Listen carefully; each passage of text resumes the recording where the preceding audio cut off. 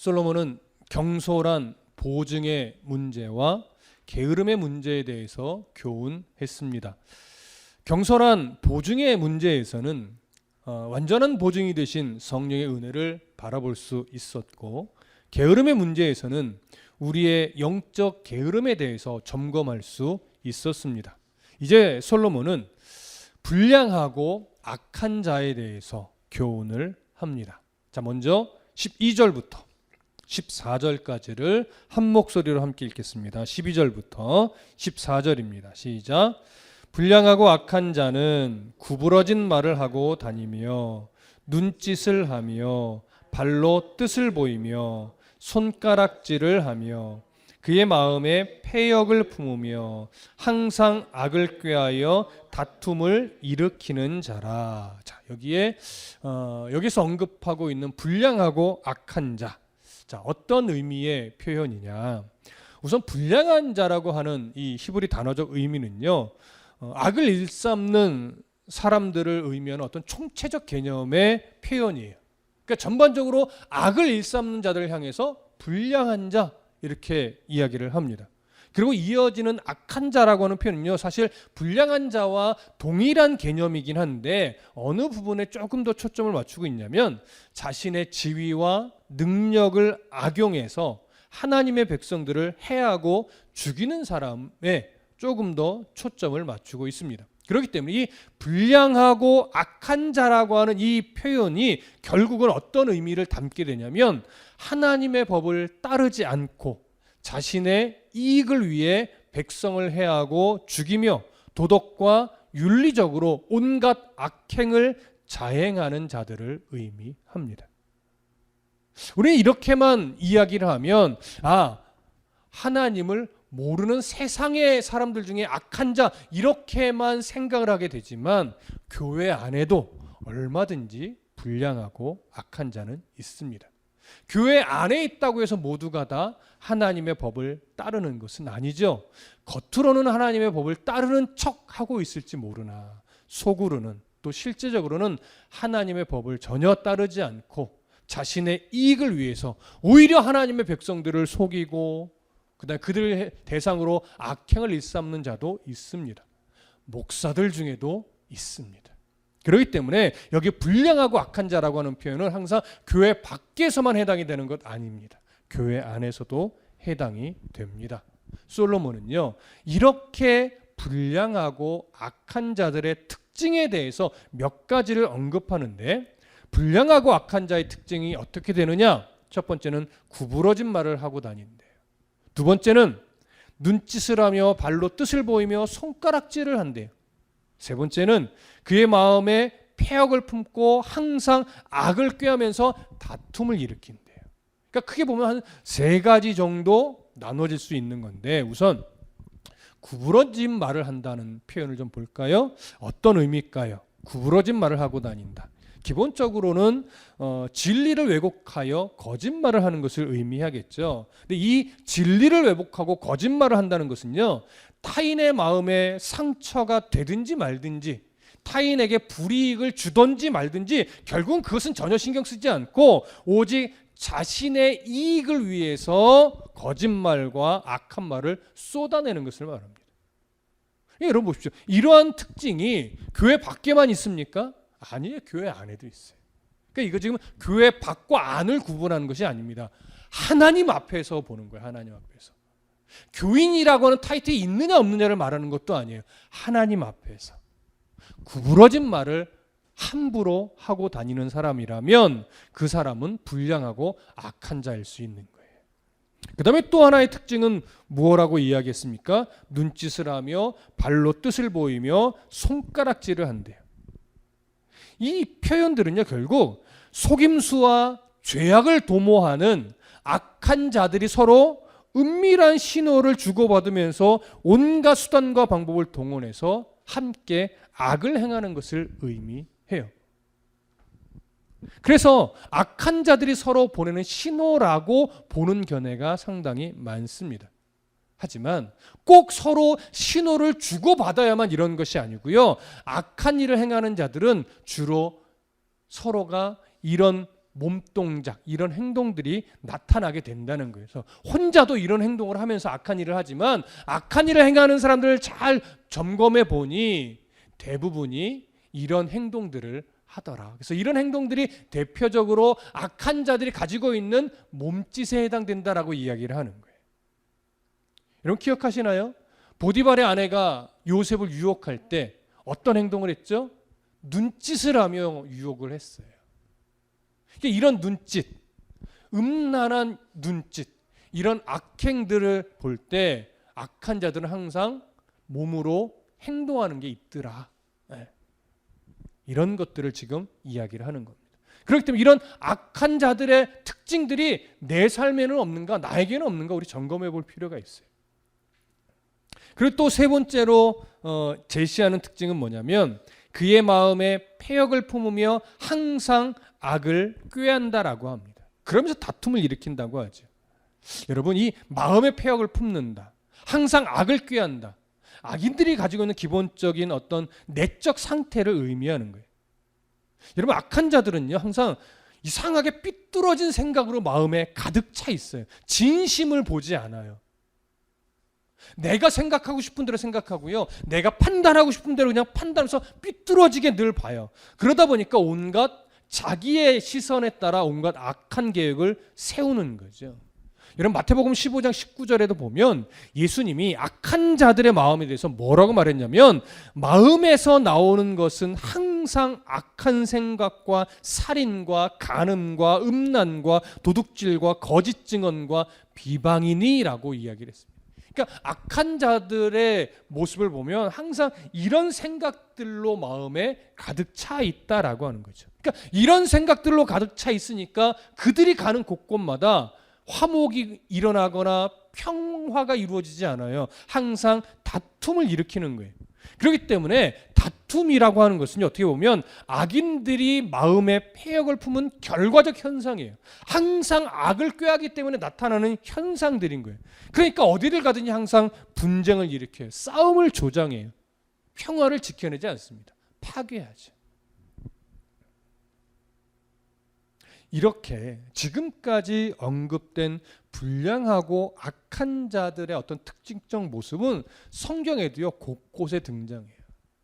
여러분 이런 사람들의 특징이 창세기에 가면 어디에서 두드러집니까? 노아 시대에 두드러지죠. 노아 시대 사람들 하나님이 기뻐하는 일들을 생각하지 않아요. 자기가 하고 싶은 대로 그냥 살았죠. 그래서 창세기 6장 5절과 6절에 보면 무슨 말씀이 기록되어 있냐면 여호와께서 사람의 죄악이 세상에 가득함과 그의 마음으로 생각하는 모든 계획이 항상 악할 뿐임을 보시고 땅 위에 사람 지으셨음을 한탄하사 마음에 근심했다. 이렇게 표현합니다. 당시 노아 시대 이 사람들이요 끊임없이 악한 마음을 품고 살았으며 그래서 모든 계획이 하나님과 상관없는 계획이었다라고 하는 거예요. 그래서 악한 계획이에요. 이기적인 생각들이죠. 여러분 이런 모습이 사사시대에서는 한 문장으로 또 정리됐죠. 자기 소견에 옳은 대로 살았더라. 여러분 그렇기 때문에 이런 악한 사람들의 모습은 항상 하나님의 마음을 염두에 두지 않습니다.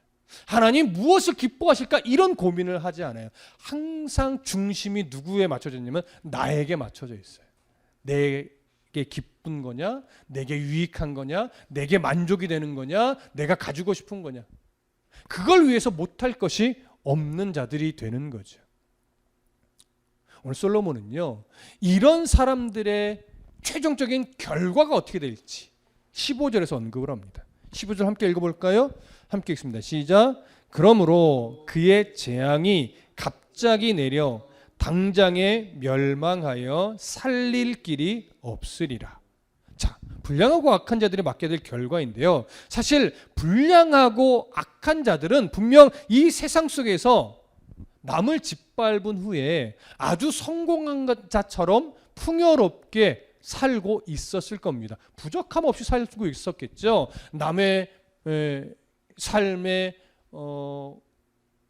남의 삶을 짓밟고 나서 자기가 올라서는 거기 때문에 남들이 어떻게 되든지 그 본인 당사자는 참 나름 행복하게, 나름 풍요롭게, 나름 권세를 가지고 살았을 거예요. 이만하면 난 잘 사는 거다라고 여기며 살았겠죠. 그러나 하나님이 보실 때는 그 모습 자체가 악한 자의 삶이었기 때문에 하나님은 그들에게 갑자기 재앙을 내린다라고 합니다. 그래서 갑자기라고 하는 것은 뭐예요? 그들이 생각하지 못하고 있을 때 갑자기 내리는 심판이에요. 근데 이렇게 갑자기 내리는 심판에는요, 중요한 특징이 있는데 그들이 대비할 시간이 없다라고 하는 것이고, 안다 한들 대비할 수도 없는 그런 심판이라고 하는 의미입니다. 여러분 기억하십니까? 노아 당시 홍수 심판이 그랬어요.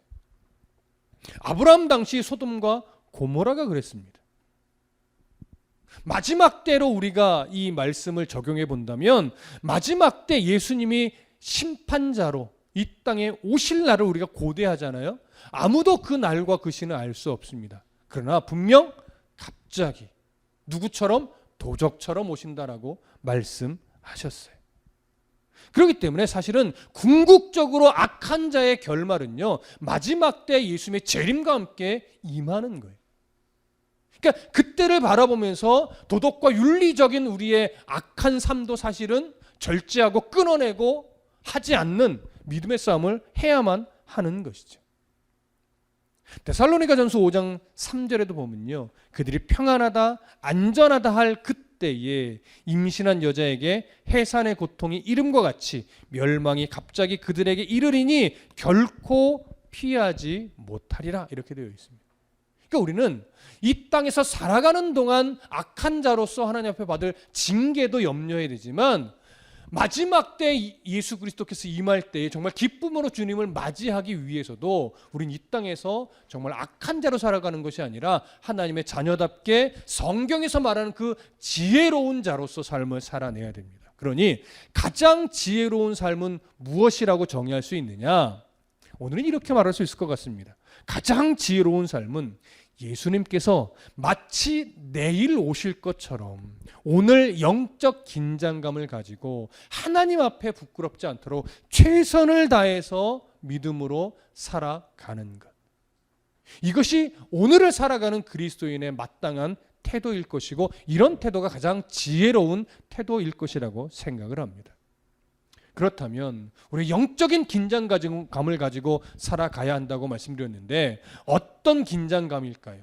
내일 예수님이 오실 것 같은 그 긴장감 안에 우리는 어떤 태도의 긴장감을 가져야 될까?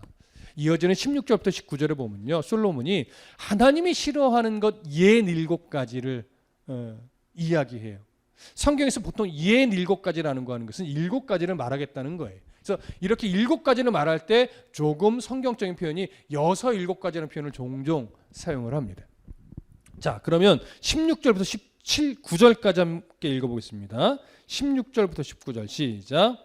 여호와께서 미워하시는 것 곧 그의 마음에 싫어하는 것이 67가지이니 곧 교만한 눈과 거짓된 혀와 무죄한 자의 피를 흘리는 손과 악한 계교를 꾀하는 마음과 빨리 악으로 달려가는 발과 거짓을 말하는 망령된 증인과 및 형제 사이를 이간하는 자이니라. 자, 솔로몬은 하나님이 싫어하는 것에 대해서 첫 번째로 교만한 눈을 언급합니다. 여러분, 사실 교만한 눈이 있는 건 아니죠. 여기서 교만한 눈은 결국 뭘 강조하는 거냐면 교만한 마음을 강조하는 겁니다. 그런데 왜 이 교만한 마음을 신체 부위에서 눈과 연결한 것일까요? 아마도 정확하게 단정해서 말하기는 어려우나 신체 부위에서 가장 위쪽에 있기도 하지만 마음으로 무엇인가를 판단할 때 그 판단의 첫 번째 경로가 무엇부터 시작해요? 사실은 눈으로부터 시작해요. 내가 눈으로 보면서 나는 마음 가운데 무엇인가를 판단하게 되는 거죠. 그래서 교만한 마음을 강조하면서 신체 부위에 눈을 적용해서 교만한 눈이다 라고 표현한 것으로 여겨집니다. 그러면 솔로몬이 이렇게 교만이라고 하는 것을 가장 먼저 언급한 이유는 뭐냐? 교만이 모든 죄의 근본이 되기도 하며 또 이 교만은요, 하나님의 지혜가 추구하는 겸손과 가장 반대되는 위치에 있는 것이기 때문에 솔로몬은 하나님이 싫어하는 것들 중에 가장 먼저 교만을 언급하는 겁니다. 그래서 두 번째로 제시하는 것은 뭐냐면 거짓된 혀예요. 이런 마음에 이미 악한 마음이 들어왔을 때요, 그 악한 마음이 언어로 표출되는 거예요. 그래서 거짓된 혀라고 말하는 겁니다. 이 거짓된 혀는 결국 늘 진실을 왜곡하는 말이고 남을 속이는 말을 의미합니다. 더불어서 하나님의 말씀을 어그러뜨리는 말도 되는 거예요. 그러니까 결국 그리스도인답지 않은 말, 하나님의 영광을 가리우는 말, 또 성경의 말씀을 왜곡시키는 말, 이것이 하나님이 싫어하는 거짓된 혀죠. 그러니까 모든 성도가 조심해야 될 부분이지만 사실 목회자도 굉장히 조심해야 돼요. 목회자는 성경을 가르칠 때 하나님의 마음과 의도를 그래도 정확하게 헤아리려고 노력해야 되는 이유가 여기에 있는 겁니다. 하나님의 말씀을 자의적으로 해석하여 인간적으로 함부로 잘못 해석하여 함부로 전하면 사실은 하나님의 말씀을 어그러뜨리는 말이기 때문에 아무리 설교라고 포장한다 하더라도 그 입은 거짓된 혀라고도 말할 수 있는 거예요. 그러니까 어떻게 보면 하나님의 말씀을 가르치는 위치에 있는 자들은 더 긴장해야 되겠죠. 자, 세 번째로 솔로몬이 제시하는 것은 뭐냐면 무죄한 자의 피를 흘리는 손입니다. 이 표현은 무고하게 사람의 목숨을 빼앗는 것에 초점을 두고 있습니다. 악한 자들은요, 항상 보면 저항할 수 없는 약자들의 피를 흘려서 자신을 이롭게 해요. 억울한 사람들의 피를 함부로 흘리게 만들어서 자신의 이익을 추구하는 참으로 비열한 자들입니다. 그런데 여러분, 세상을 살아가는 원리를 세상에서는 이렇게 말하죠. 양육강식이라고. 돈이면 못할 것이 없다고. 권세만 붙잡고 있으면 못할 게 없다라고 이야기해요. 돈이 결국은 돈을 부르고 힘이 돈을 부르고 힘이 나를 높이는 이런 세상이라고 말하지만 성경과는 다른 거예요. 아무리 많은 권세를 가지고 있고 많은 돈을 가지고 있다 할지라도 그것을 가지고 사람의 피를 흘려서 더 높이 올라가고 더 많은 돈을 불리려고 한다면 그것은 하나님이 가장 싫어하는 무죄한 자의 피를 흘리는 손과 다를 바 없습니다. 교회도 마찬가지죠. 교회는요, 성도들의 헌금을 갈취하는 것이 절대 아닙니다. 헌금이라고 하는 것 우리가 너무나 잘 알고 있다시피 하나님 앞에 전적인 감사의 표현으로 자연스럽게 나오는 것이지 이런저런 이유로 빌미 삼아 성도들의 호주머니를 털어내는 장소가 아니란 말이에요. 근데 교회가 자꾸 물질이 필요하면 어떤 명분과 목적을 만들어서라도 성도들의 헌금을 만들어내는 이런 모습을 사실은 많이 가지고 있었습니다. 이제는 바뀌어야 할 겁니다. 결국 그런 모습 또한 무죄한 자의 피를 흘리는 손과 다를 바 없다라고 하는 경각심을 가져야 하는 것이죠. 자, 네 번째로 제시하는 것은 악한 괴교를 꾀하는 마음입니다. 앞에서 이미 언급했듯이 악인들이 가지고 있는 마음의 상태, 내적 상태를 표현하는 겁니다. 악한 자들의 마음은 항상 삐뚤어진 생각으로 가득 차 있기 때문에 언제나 악한 계획을 세우며 살아가는 거죠.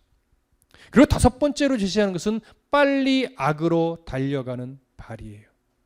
자, 여러분, 빨리 악으로 달려가는 발이라는 것은 뭐냐면 마음에 품고 있는 그 악한 계획을 망설임 없이 실천으로 옮기는 그런 악한 자의 모습을 말하는 거예요. 그렇기 때문에 발이라고 하는 것은 항상 마음이 가 있는 곳으로 옮겨지게 돼 있어요. 발이 목표 지향적이 아니에요. 발은요, 그저 마음이 있는 곳으로 그냥 가는 것뿐이에요. 그러니까 악한 생각을 하는 사람들은 늘 그 발걸음을 보면요, 악한 곳으로 가게 되어 있는 거예요. 그리고 여섯 번째로 제시하는 것은 거짓을 말하는 망령된 증인입니다. 위증에 대한 것이죠. 위증으로 이웃을 해치는 거예요. 거짓 증인과 관련된 말입니다. 그리고 일곱 번째로 제시하는 것이 형제 사이를 이간하는 거예요. 여기서 말하는 형제는 가족의 범위 안에 있는 형제이기도 하지만 민족과 이웃이라고 하는 범위 안에 있는 형제이기도 합니다. 그렇기 때문에 이런 관계에 있는 형제 사이를 이간한다는 것은요, 결국 사람에 대해서 나쁜 소문을 퍼뜨리면서 연합과 화목을 깨트리는 자를 말하는 거예요. 그래서 제가 이런 자들은 교회 안에도 있다고 말씀드리는 거죠. 여러분, 교회 안에도 굳이 안 해도 될 말을 하면서 형제의 연합을 깨트리고 교회 안에 안정감을 훼손하고 평화를 깨트리는 자들이 있습니다. 우리가 그런 자의 대열에 함께 서서는 안 될 거예요. 교회 연합과 공동체 유익을 깨트리는 말을 한다면 그런 말 하지 마. 그런 말은 아무리 명분이 있다 할지라도 교회 유익을 깨트리고 화목을 깨트리는 거야. 이왕이면 하나님이 기뻐하는 말을 하자라고 우리가 기준을 갖고 대할 수 있어야 될 거예요.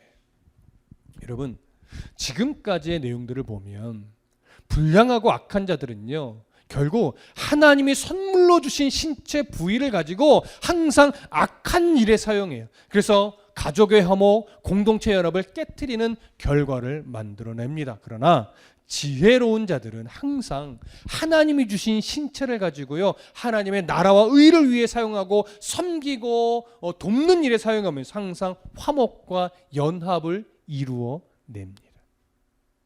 이것이 지혜로운 자들이 하나님이 주신 이 육신을 가지고 마땅히 해야 될 일들인 거예요. 여러분, 우리는 그렇기 때문에 하나님 앞에서 늘 더 긴장감을 가지고 무엇을 끊어내야 될까, 무엇을 더 노력해야 될까를 고민해야 되는데, 마태복음 5장 29절과 30절에 보면 예수님이 이런 말씀을 하셨어요. 만일 네 오른 눈이 너로 실족하게 하거든 빼어내버리라. 네 백체 중 하나가 없어지고 온몸이 지옥에 던져지지 않는 것이 유익하며, 또한 만일 네 오른손이 너로 실족하게 하거든 찍어내버리라. 네 백체 중 하나가 없어지고 온몸이 지옥에 던져지지 않는 것이 유익하니라. 여러분, 예수님의 이 말씀 실제로 눈이나 손을 찍어내라는 의미가 아닙니다. 아시다시피 눈과 손은 그저 몸의 한 기관일 뿐이고요, 죄를 짓게 하는 동력이 아닙니다. 그럼에도 불구하고 예수님이 오른눈이나 오른손을 비유로 말씀한 것은 눈과 손이 몸의 기관 중에 정말 중요한 위치에 있기 때문이며, 그래서 만일이라고 하는 표현을 사용하면서 그 오른눈이 너를 정말 실족하게 만들어서 지옥에 떨어지는 이 역할을 한다면 그 오른눈을 가지고 있으면 안 된다. 찍어 내버려야 된다라고 말하는 거예요. 너의 오른손이 아무리 소중해도 그 오른손이 자꾸 죄악을 짓는 일에 사용되면서 지옥에 떨어질 만한 일들을 자꾸 행한다면 그 손을 가지고 있으면 안 된다. 아무리 소중하고 귀해도 찍어내버리고 지옥에 떨어지지 않는 것이 훨씬 더 좋다라고 말씀을 하는 거예요. 그러니까 결국 뭐예요? 이건 손과 눈을 찍어내버리고 빼버리는 의미가 아니죠. 우리들의 삶 가운데, 우리들의 마음 안에 하나님이 기뻐하지 않는 불량하고 악한 자의 어떤 특성이나 모습들이 있다면, 내게 아무리 그런 것을 통해서 유익이 온다 할지라도 단호하게 거절하고 그런 것들, 그런 생각들, 그런 마음의 태도들을 찍어내 버릴 수 있는 단호한 용기가 필요하다라고 하는 의미예요.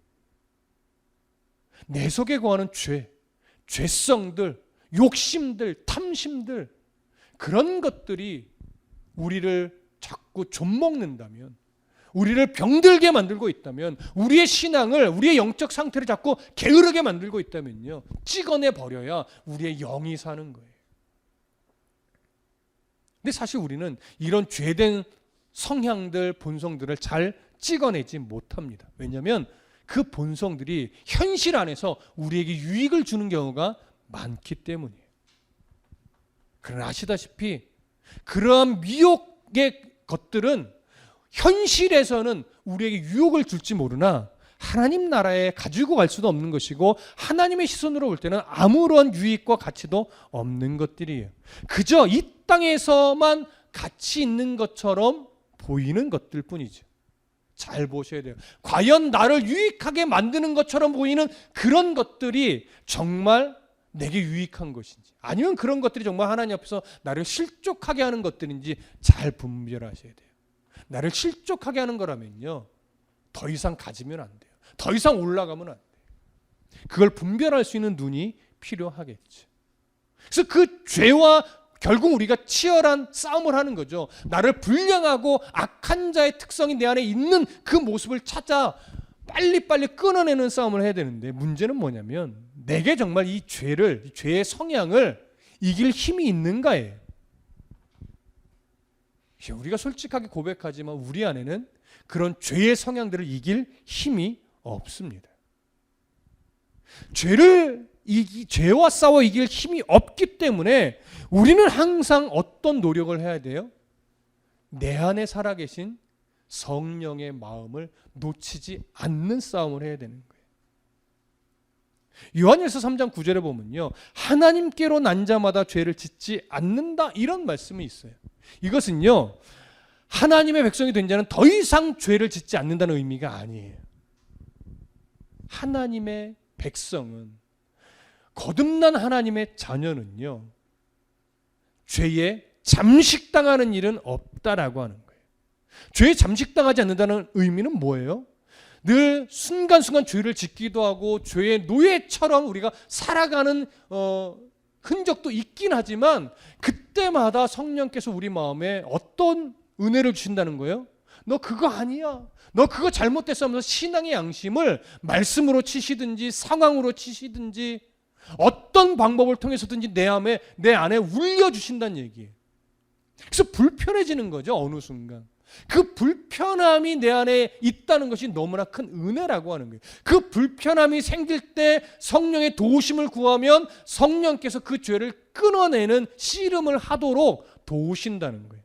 그러면 항상 이길 수 있는 것은 아니지만 그 씨름을 하고 그 싸움을 행해 나갈 때 조금씩 죄와 멀어지는, 죄와 상관없는 모습이 내 안에 나타나게 된다는 거예요. 그러다가 또 넘어질지언정 성령의 도우심을 따라 또 일어나게 된다는 거예요. 이것이 하나님께로 난 자마다 죄를 짓지 않는다라고 하는 말씀의 의미입니다. 구원파가 이제 이런 것을 곡해해서 거듭난 자, 구원받은 백성은 이제 죄와 상관없다, 아예 상관없다, 절대적으로 상관없다, 이렇게 가르쳤죠. 그것 아닙니다.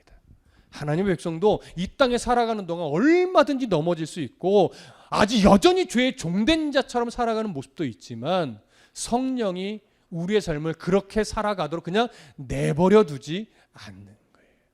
그러면 치열한 싸움을 싸울 수 있습니다. 그러니 여러분, 항상 나를 죄에 가까이 하도록 미혹하는 요소들이 주변에 있다면 그걸 잘 분별하셔서 할 수 있는 한 그런 것들과 멀리해야 됩니다. 그런 것들을 내 시야에서 제거해야만 합니다. 그래야 조금 더 주님의 마음에 합한 성도의 삶을 살아갈 수 있는 거죠.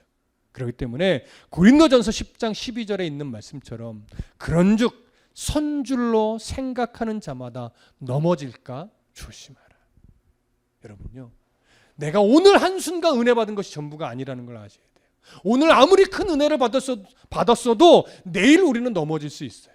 그러니까 은혜를 받으면 받을수록 뭘 생각해야 되냐면 내일 넘어질 수도 있다라는 긴장감을 가지고 항상 말씀 앞에 나를 겸손히 세우는 씨름을 해야 됩니다.